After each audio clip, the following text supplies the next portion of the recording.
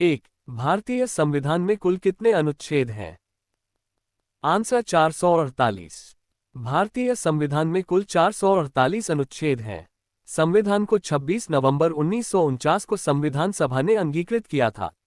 इसे 26 जनवरी 1950 को लागू किया गया था। संविधान को अंगीकृत करने के समय इसमें 395 अनुच्छेद और 8 अनुसूचियां थीं। संविधान में समय समय पर संशोधन होते रहे हैं। वर्तमान में संविधान में 25 भाग और 12 अनुसूचियां हैं। संविधान के अनुच्छेदों में देश की राजनीति, न्याय व्यवस्था, नागरिक अधिकारों और कर्तव्यों से जुड़े विभिन्न प्रावधान शामिल हैं। 2. भारतीय संविधान के किस अनुच्छेद में ये लिखा है कि भारत राज्यों का एक संघ होगा? आंसर अनुच्छेद 1। भारतीय संविधान के अनुच्छेद 1 में लिखा है कि भारत राज्यों का एक संघ होगा। अनुच्छेद 1 के बारे में कुछ और बातें। अनुच्छेद 1 में भारत को राज्यों का संघ कहा गया है। इसका मतलब है कि भारतीय संघ राज्यों के समझौते का नतीजा नहीं है। किसी भी राज्य को संघ से अलग होने का अधिकार नहीं है। Doctor B R. अम्बेडकर ने कहा था कि भारतीय संघ एक संघ था क्योंकि यह अविभाज्य था। 3. किस अनुच्छेद में नागरिकों को मौलिक अधिकार प्रदान किए गए हैं? आंसर अनुच्छेद 12 से 35। भारतीय संविधान के अनुच्छेद 12 से 35 में नागरिकों को मौलिक अधिकार दिए गए हैं। ये अधिकार देश के मौलिक कानून में शामिल होने की वजह से मौलिक कहलाते हैं।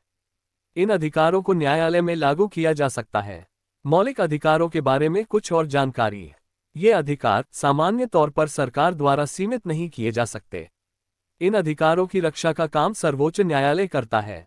अगर संविधान के इन अधिकारों का उल्लंघन होता है तो सर्वोच्च न्यायालय और उच्च न्यायालय वारंट रिट जारी कर सकते हैं।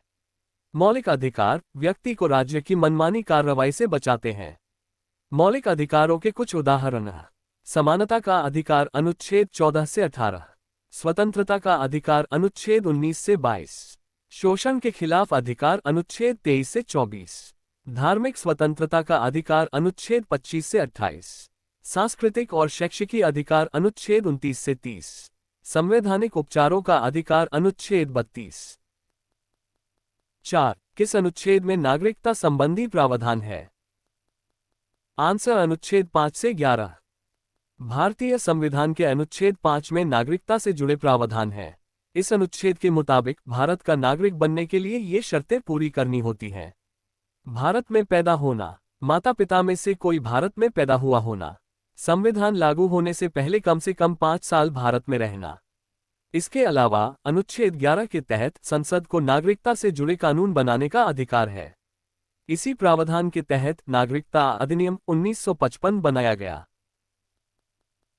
5. नौकरियों तथा शैक्षणिक संस्थाओं में समाज के कमजोर वर्गों के लिए आरक्षण उपलब्ध कराने के लिए केंद्र सरकार को कौन सा अनुच्छेद अधिकार प्रदान करता है?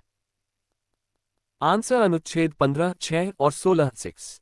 भारतीय संविधान के अनुच्छेद 15, 6 और 16, 6 के तहत सरकार को समाज के आर्थिक रूप से कमजोर वर्गों ईडब्ल्यूएस के लिए सरकारी नौकरियों और शैक्षणिक संस्थानों में आरक्षण देने का अधिकार है। संविधान के 130वें संशोधन अधिनियम 2019 के जरिए इन अनुच्छेदों को जोड़ा गया था। इन अनुच्छेदों के तहत सरकार को सरकारी नौकरियों और शैक्षणिक संस्थानों में ईडब्ल्यूएस के लिए 10% आरक्षण देने का अधिकार है। यह आरक्षण मौजूदा आरक्षण के अतिरिक्त दिया जा सकता है। यह आरक्षण केंद्र और राज्यों दोनों को दिया जा सकता है। 6. संविधान के किस अनुच्छेद में राज्य में नीति निर्देशक तत्वों का उल्लेख है? आंसर अनुच्छेद 36 से 51।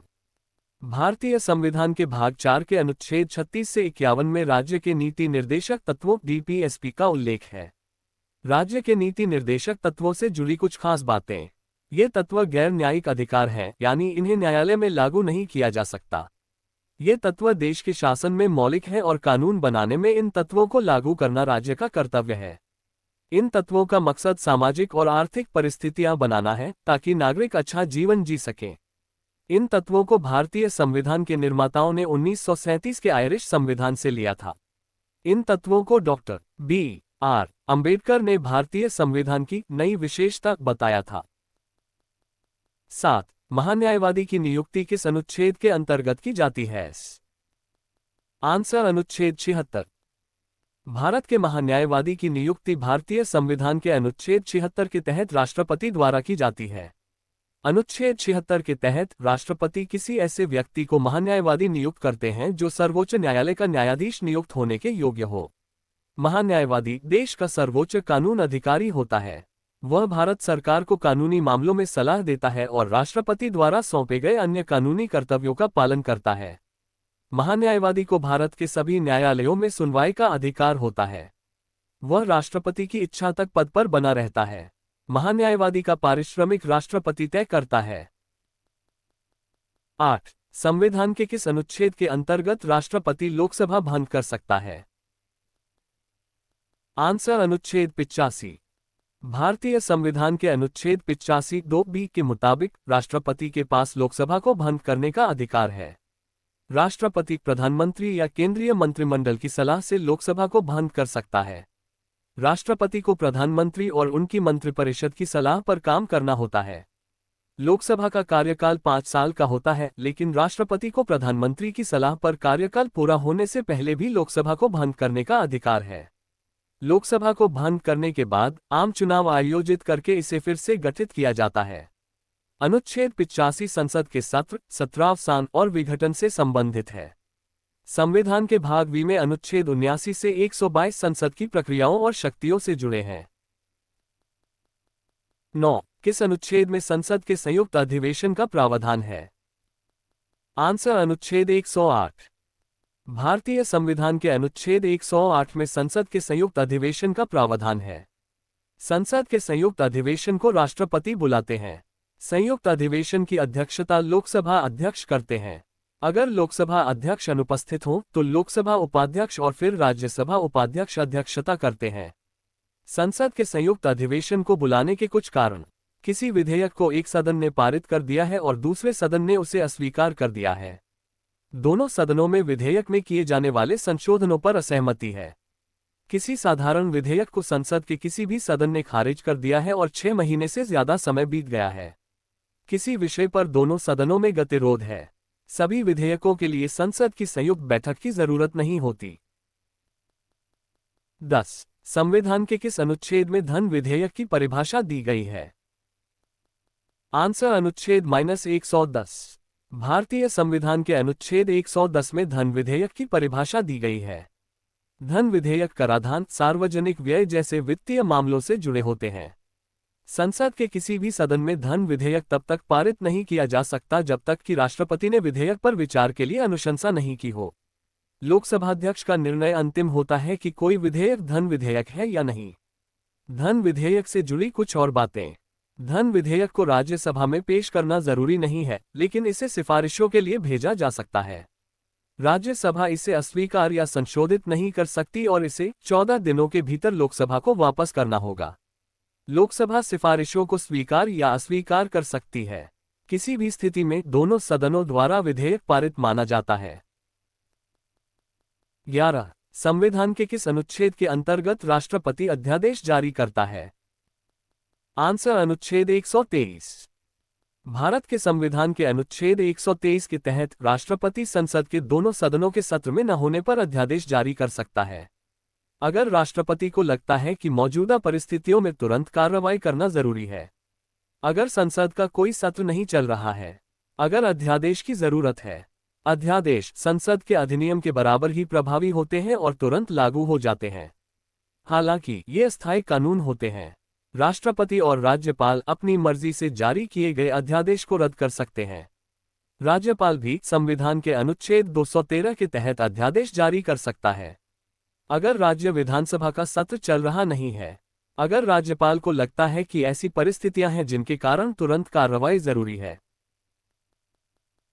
12. संविधान के किस अनुच्छेद में सर्वोच्च न्यायालय के न्यायाधीश पर महाभियोग चलाया जा सकता है?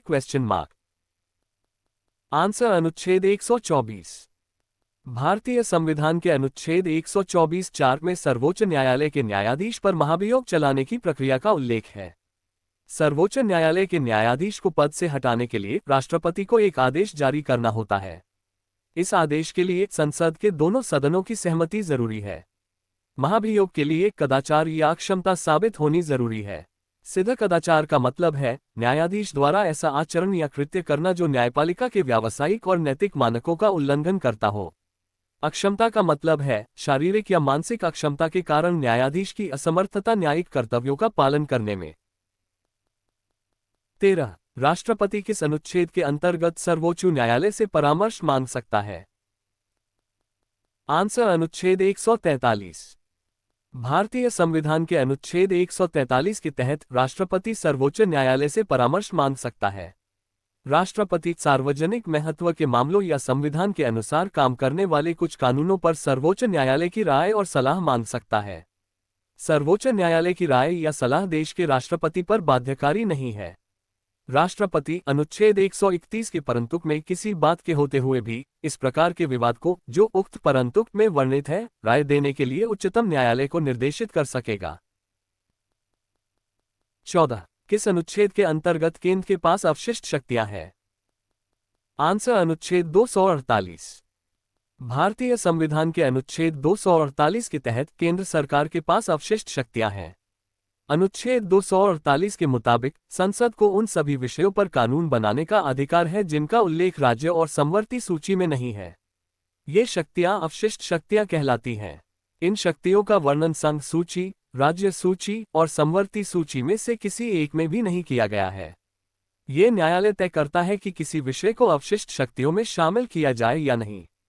भारतीय संविधान में अवशिष्ट शक्तियों के विचार को कनाडा के संविधान से लिया गया है। 15. किस अनुच्छेद में अंतर्राष्ट्रीय समझौते लागू करने के लिए शक्ति प्रदान की गई है? आंसर अनुच्छेद 253। भारतीय संविधान के अनुच्छेद 253 में अंतर्राष्ट्रीय समझौतों को लागू करने के लिए शक्ति प्रदान की गई है। इस अनुच्छेद के मुताबिक संसद के पास किसी दूसरे देश या देशों के साथ किए गए किसी संधि, समझौते या सम्मेलन को लागू करने के लिए भारत के पूरे क्षेत्र या उसके किसी हिस्से के लिए कानून बनाने का अधिकार है। यह अनुच्छेद भारत सरकार को सभी अंतर्राष्ट्रीय दायित्वों और प्रतिबद्धताओं को लागू करने में सक्षम बनाता है।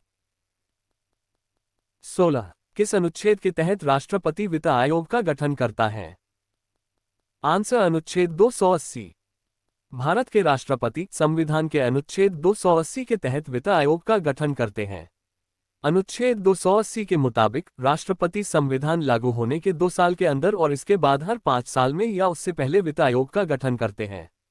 वित्त आयोग में एक अध्यक्ष और 4 अन्य सदस्य होते हैं। राष्ट्रपति ही इन सदस्यों की नियुक्ति करते हैं। वित्त आयोग का मुख्य काम केंद्र और राज्यों के बीच, साथ ही राज्यों के बीच कर राजस्व के वितरण पर सिफारिशें देना होता है। वित्त आयोग की सिफारिशों को राष्ट्रपति संसद के दोनों सदनों में रखते हैं। वित्त आयोग एक संवैधानिक निकाय है। इसका कार्यकाल 5 साल का होता है। 17. संपत्ति का अधिकार किस अनुच्छेद में है? आंसर अनुच्छेद 300A। भारतीय संविधान में संपत्ति के अधिकार का प्रावधान अनुच्छेद 300A के तहत है। यह एक कानूनी अधिकार है जो किसी भी व्यक्ति को कानून के बिना उसकी संपत्ति से वंचित होने से बचाता है। यह अधिकार सिर्फ भारतीय नागरिकों को ही नहीं बल्कि गैर नागरिकों को भी उपलब्ध है। संपत्ति के अधिकार से जुड़ी कुछ और बातें। पहले, संपत्ति का अधिकार अनुच्छेद 19 और 31 के तहत था।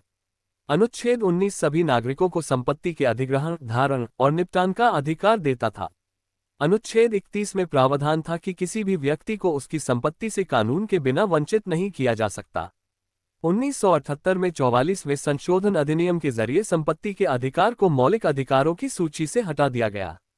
अनुच्छेद 300A के तहत राज्य को किसी व्यक्ति की संपत्ति से वंचित करने के लिए उचित प्रक्रिया और कानून का पालन करना होता है। अगर किसी की संपत्ति अवैध रूप से छीन ली जाती है तो वह सामान्य कानूनी प्रक्रियाओं के तहत अदालत जा सकता है।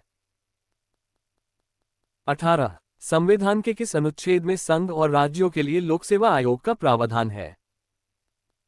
आंसर अनुच्छेद 315।